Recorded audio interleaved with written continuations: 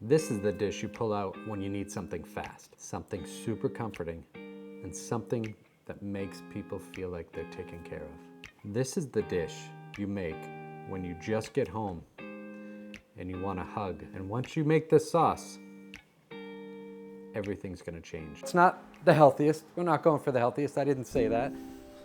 We're home. We made it. Oh, I love you.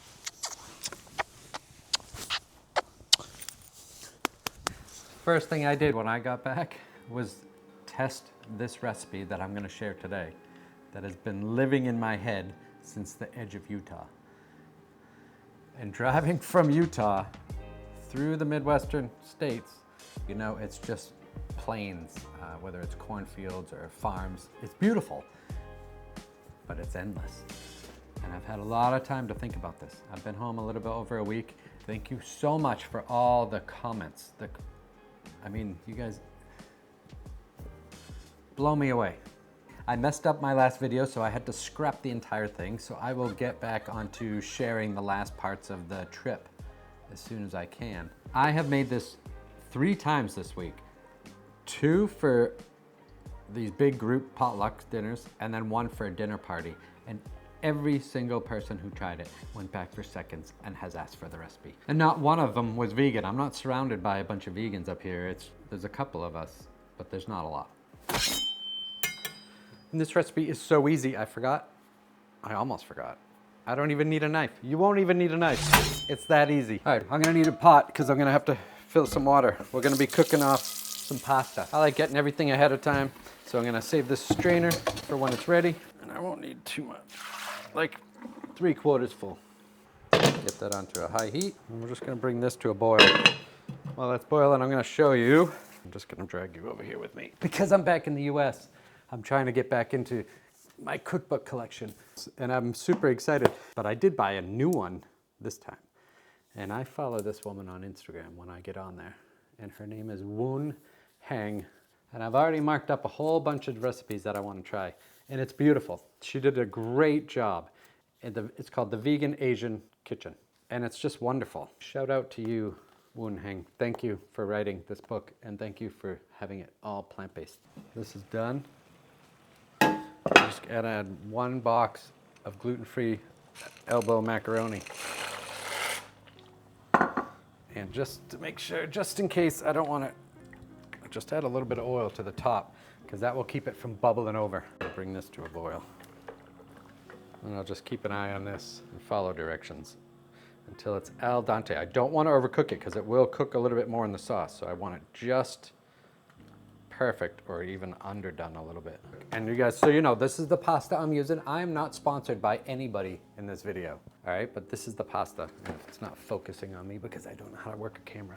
But Jovial, it's one of the best gluten-free brands of pasta that I've had. And so this is my go-to now. This is what I get all the time. Again, not sponsored. None of these products are sponsoring me. And sometimes I make gluten-free just by default, especially if I'm going to a potluck, to be more inclusive when I can. All right, this is good. Shutting that heat off. Finding another towel. And I'll bring that over and I'll drain it.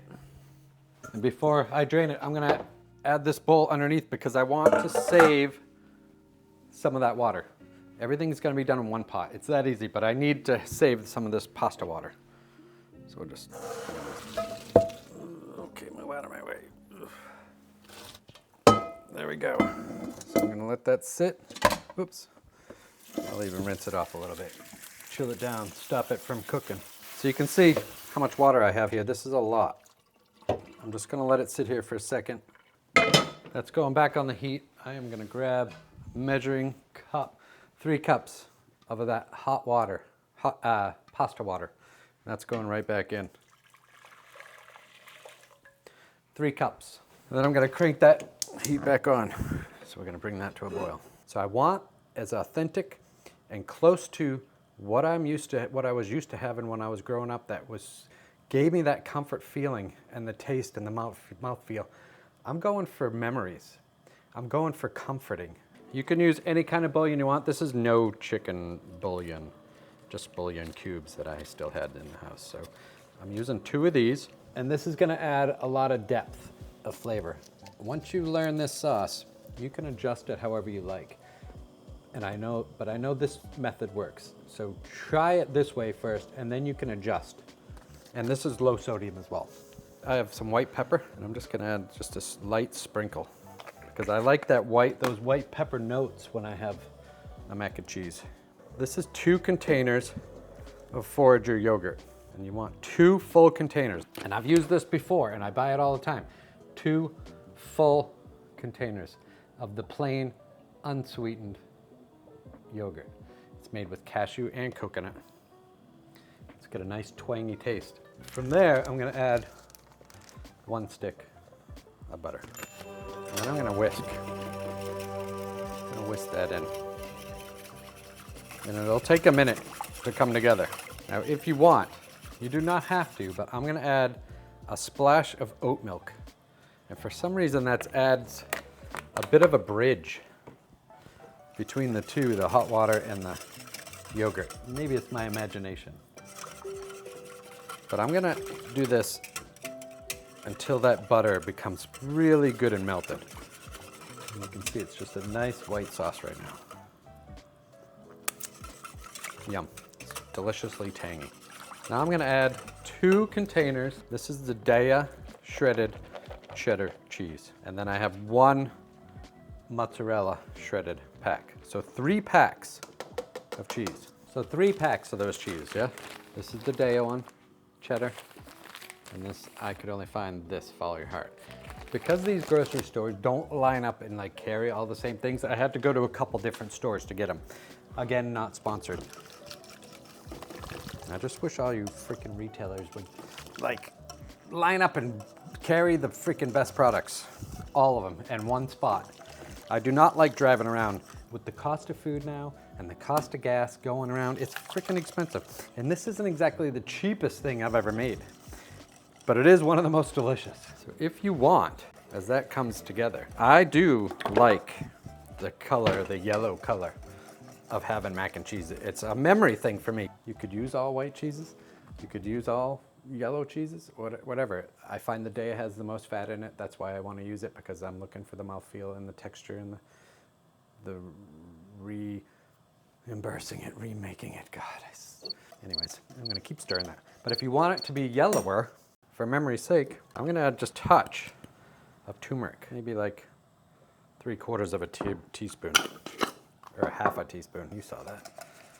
And that's just gonna add a little bit more depth and color. And if it's not enough, I'll add more after.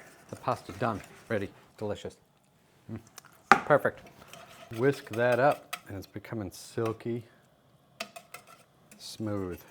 Again, optional, but it's not an option for me. This is 5 tablespoons of nutritional yeast.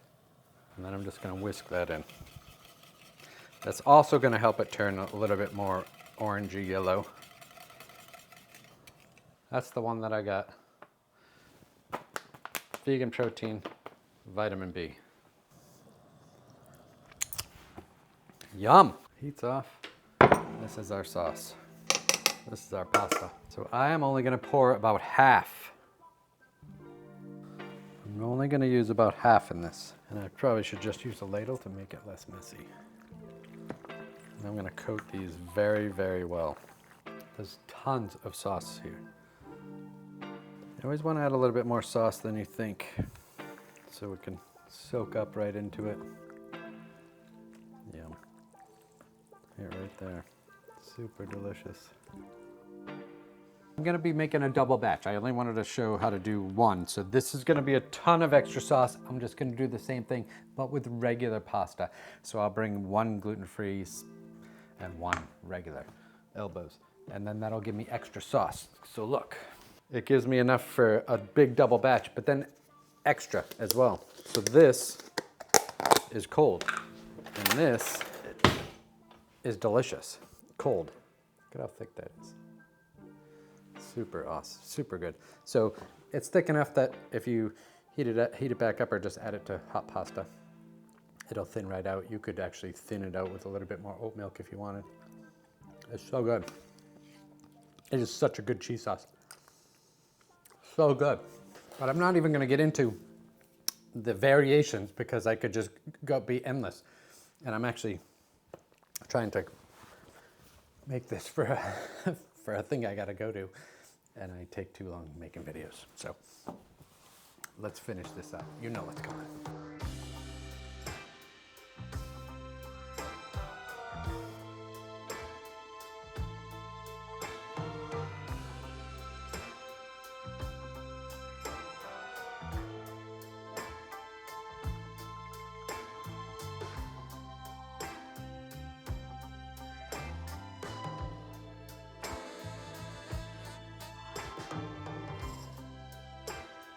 This makes so much. Ooh. Besides me making a mess. Obviously, wait until it cools, but it makes a lot. And here I am making a mess because I'm trying to show off for the camera. I am normally not this messy. This is what happens when my ego tries to give you guys the best view. Anyways, look at how much this makes. So good. Yeah, I don't want to waste any of it. It's all good. So good. Derek, you know better than that. You know better. I am pumped. So good.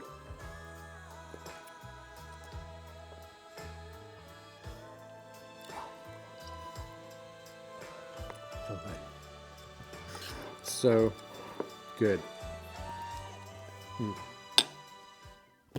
Just make it once and you'll see. Just once. Give me that.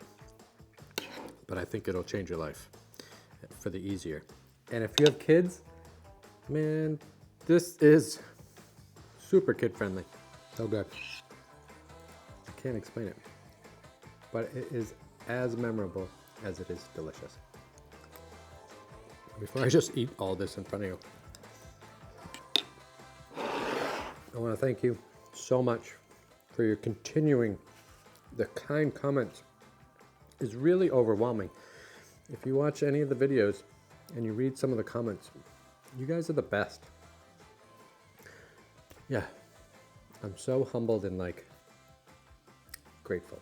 I appreciate you so much. If you like this video, and I hope you do make this, check out these videos over here because I have quite a bit in the bank and more coming up and some really cool stuff.